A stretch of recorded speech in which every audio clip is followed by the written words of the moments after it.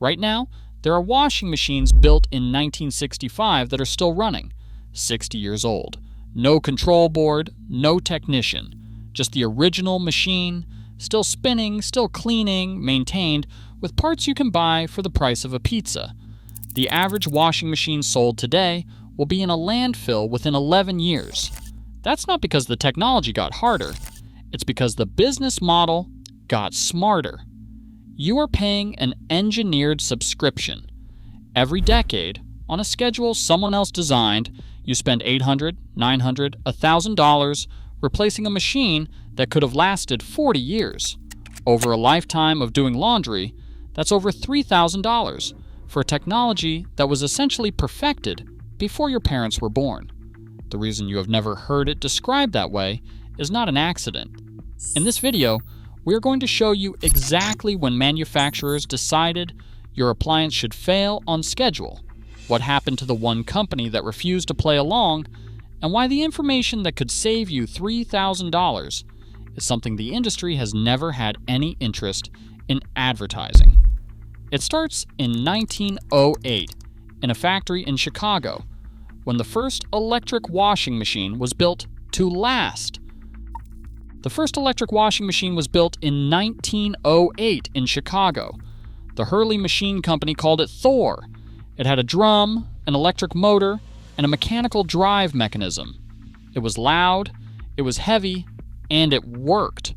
The core concept, spin clothes in water, remove the water, repeat, has not needed to change in over 100 years. By the 1950s and the 1960s, American manufacturers had spent 50 years perfecting that concept. The machines coming out of American factories in this era were built from heavy-gauge steel.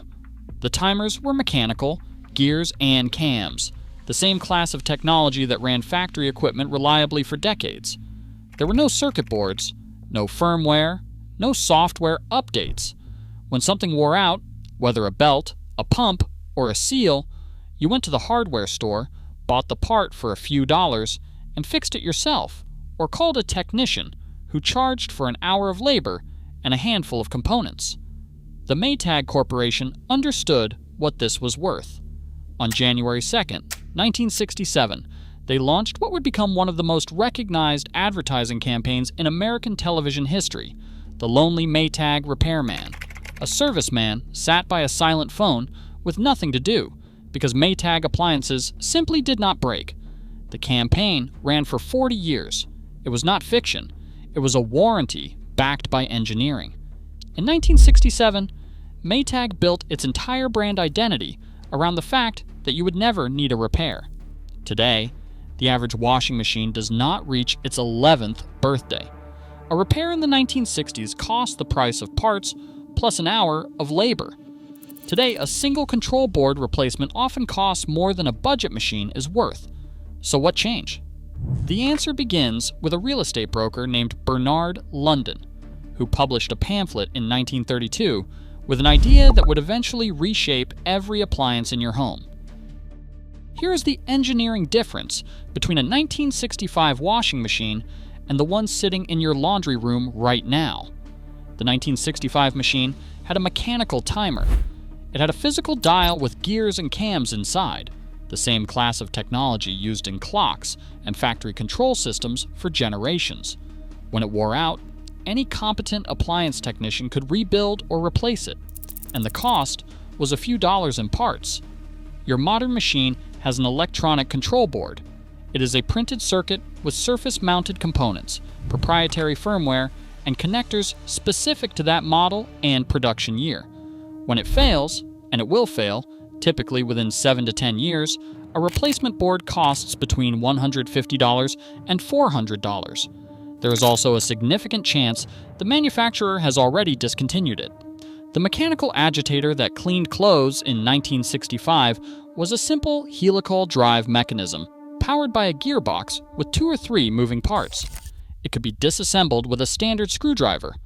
The direct drive motors used in many modern machines are quieter and more energy efficient. But when the control electronics fail, the entire system becomes an expensive piece of plastic with no viable path to repair. Think of it this way. A mechanical washing machine is like a wind-up clock. Every component serves a visible function. You can see what broke, source the part, and fix it. A modern electronic washing machine is like a smartphone app running on hardware that the manufacturer stopped supporting. There is one American company that still builds washing machines the way Maytag used to. Speed Queen, manufactured by Alliance Laundry Systems in Ripon, Wisconsin, rates their residential washing machines for approximately 10,000 wash cycles. The standard consumer machine is designed for somewhere between 500 and 1,000 cycles. Do the math. A household running 8 loads per week completes roughly 400 loads per year. At 10,000 cycles, a Speed Queen is designed for 25 years of that usage. The standard machine, at 500 to 1,000 cycles, reaches its design ceiling in roughly 1.5 to 3 years of real-world use. The machine does not die the next day, but it starts costing you money. The European Parliament's 2016 research report on planned obsolescence found that the share of household appliances replaced before their 5th birthday had doubled between 2004 and 2012 from 7% to 13%. This is a documented trend in a government report, measuring an acceleration that happened while manufacturers were moving from mechanical to electronic designs. The technology to build a washing machine that lasts 30 years exists. It has always existed, but the performance data is only half the story. The real question is why we stopped building them this way. In 1932, a real estate broker named Bernard London published a pamphlet titled Ending the Depression Through Planned Obsolescence. His proposal was to give manufactured goods government-issued expiration dates. When the date passed, the product would be legally obsolete, consumers would be required to replace it, and the economy would keep moving. It was a fringe idea. Economists dismissed it. Nothing came of it in 1932. By 1960, the journalist Vance Packard had documented what happened next. His book, The Wastemakers, became a bestseller. Packard showed that American manufacturers had adopted London's logic without the government mandate. They did it voluntarily because repeat purchases were more profitable than durable ones. He called it death dating, building something designed to reach the end of its functional life on a schedule that maximized how often you came back to the store. The transition from mechanical timers to electronic control boards, which accelerated through the 1990s and the 2000s, was the most effective death dating mechanism ever introduced into a household appliance. Electronic boards fail. They fail from voltage fluctuations, from humidity, from age, from the gradual degradation of components that no longer meet original specifications. Unlike a mechanical timer that any trained technician can diagnose and replace, a failed control board presents the consumer with a binary choice: pay $200 to $400 for a replacement if one is still available, or buy a new machine. Manufacturers accelerate this by discontinued parts. When a model is replaced, spare components are typically available for 5 to 7 years. After that, the parts market dries up. A machine that is technically repairable becomes practically irreparable, not because of engineering, but because of supply chain management. When Whirlpool Corporation acquired Maytag in 2006 for approximately $1.7 billion, it created the world's largest appliance manufacturer. The Maytag brand continued. The manufacturing philosophy that had run the Lonely Repairman campaign for 40 years did not. The campaign was retired. There was no longer a business case for advertising a product so durable the technician had nothing to do. In May 2021, the Federal Trade Commission published a report to Congress titled Nixing the Fix. It documented how manufacturers were actively restricting consumer access to repair manuals, spare parts, and diagnostic tools. The report's finding: these restrictions cost American consumers billions of dollars annually. Not millions. Billions. This is not a conspiracy theory. This is the Federal Trade Commission's finding, on record, submitted to the United States Congress. No one banned the old way of building a washing machine.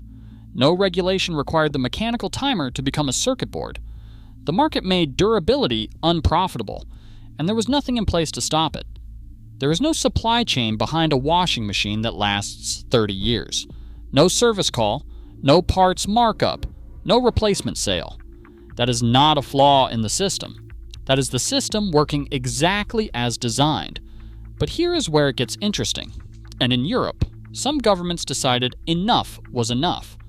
In March 2021, the European Union Eco-Design Regulation came into force for household washing machines. Under this law, manufacturers are required to supply spare parts for any washing machine model for a minimum of 10 years after that model is discontinued. The parts must be available within 15 working days of order. This is not voluntary. It is not an industry pledge. It is law. France went further. On January 1st, 2021, France introduced a mandatory repairability index, a score from 1 to 10, printed on every washing machine sold in the country. The score reflects how easy the machine is to repair, including documentation availability, disassembly ease, spare parts pricing, and parts accessibility. You can see the number before you buy. France became the first country in the world to require this. The United States has not followed. If you're buying a new machine and you want something built the way they used to build them, one answer still exists. Speed Queen, made in Ripon, Wisconsin, is the last American manufacturer building residential washing machines to commercial-grade specifications. Their residential machines carry a 5-year warranty, 5 times the industry standard, and a design life rated at approximately 10,000 cycles. They cost between $1,000 and $1,400. That is more expensive than a budget machine. It is less expensive than replacing a budget machine twice. If you want to go further back, machines made before 1980, Maytag, Whirlpool, General Electric, can be found at estate sales and second-hand appliance dealers for $50 to $300. Every repair guide still exists. Parts are still available. A failing lid switch, one of the most common faults, costs about $15 in parts and takes under 30 minutes. A pump replacement runs $50 to $100. These are not heroic repairs. They require basic tools, a free afternoon, and a guide you can find at ifixit.com at no cost. For the machine you already own, the most common failure points are documented. Control board, door seal, motor brushes are the 3 things most likely to make a repair call more expensive than a new machine.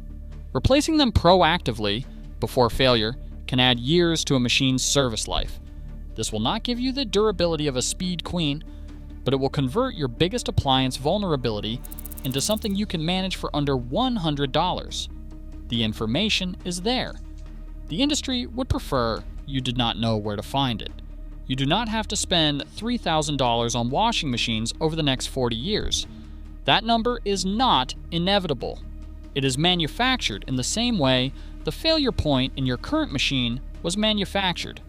There is no supply chain behind a machine that lasts a generation. No replacement sale. No service call. No control board markup. That is not a coincidence. That is why the Maytag repairman got retired. That is why Speed Queen gets almost no shelf space in big box stores. That is why you have never seen a repairability score on an appliance tag at Home Depot. The people who understand this are already buying differently. They are maintaining what they own. They know which machines were built to last and which were engineered to be replaced, on a schedule, by design. A lot of what this channel covers was nearly lost, not because it stopped working, but because the industry moved on to something more profitable. That is the kind of thing that matters to you. Sharing this is the most direct way to make sure it stays findable. Next, the water heater design that has not fundamentally changed since 1889, and the $40 modification that can double its lifespan.